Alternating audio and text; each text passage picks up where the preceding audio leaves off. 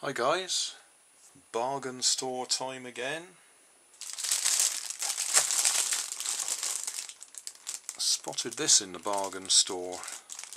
I would call it a novelty item. Shoehorn and back scratcher. Got a couple of hands on this end and shoehorns on the other end. And I looked at it and I thought, well, maybe another Crawlerbot. Let the hands crawl forwards.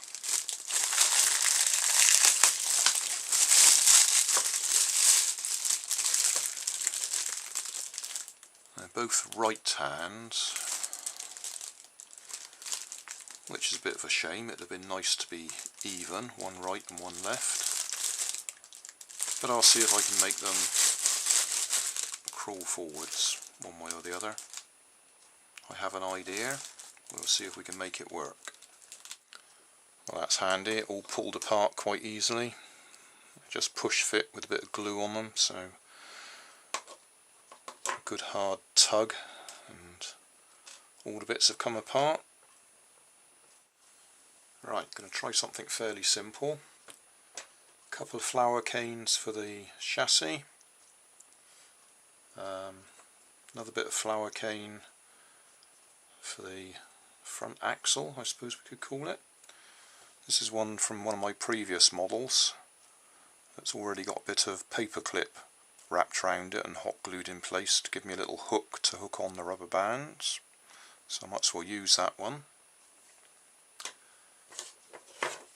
I'm going to use a CD, or well, this is actually a DVD, but I'm going to cut it in half, and that's part of the original back scratcher. I think I will use it as a cross member to give it some strength. There's a good chance these will snap as soon as I try and use them, because I've drilled quite large holes through them, but we'll see. You only find things out by trying. But the idea is it's just going to spin round, dig in, pull, dig in, pull, dig in and pull. Right, I think that's the components cut to size and shape and drilled. That's the chassis.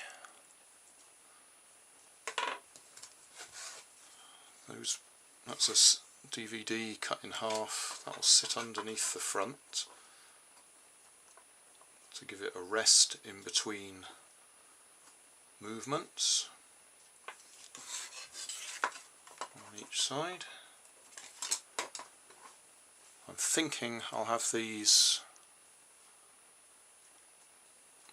what can we call that, alternately positioned, so that we get one arm movement and then the other arm movement. I haven't glued these in place yet because I need to put the bearings in the middle to actually link onto the chassis, but I think I'll hot glue the chassis together now. Okay, now we need a rubber band to see if it'll move. Right, test run time.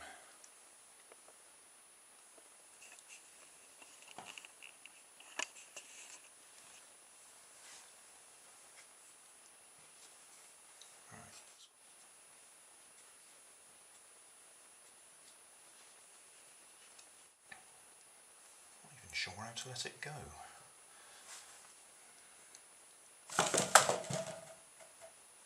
It did move forwards. I've put the hands so they grip the ground at the same time. Okay, another modification. I've moved the axle further back so it's behind these supports.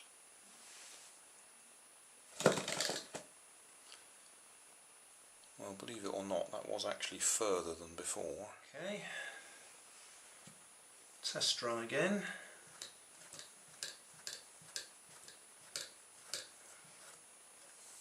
May have overwanged that.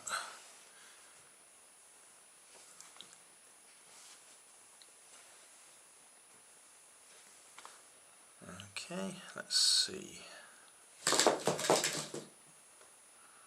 So how far did we go? If I'm generous, I could say a metre, or maybe 3 feet. We'll give it one more go.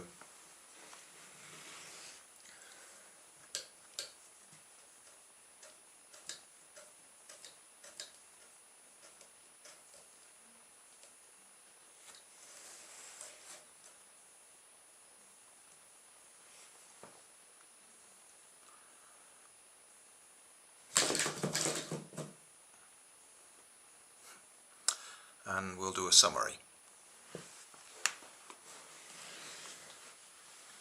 So I had to do a couple of modifications to the original design. I've added those batteries just as weight to hold the front down, stop it skipping, and we've got both arms are gripping at the same time. So it drags itself forwards one step at a time instead of two.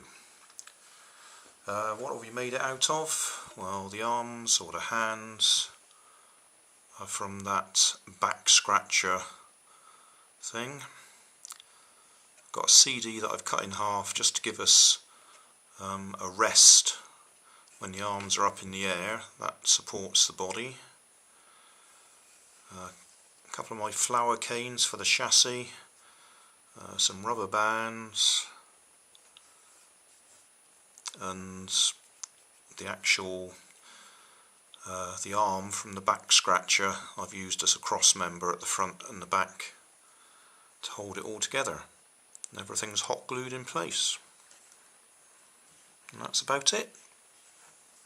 Not particularly successful, but in the scheme of my rubber band powered crawlerbots, that is the most effective crawlerbot I've made, because most of them did about 3 steps and gave up, so that's slightly more successful.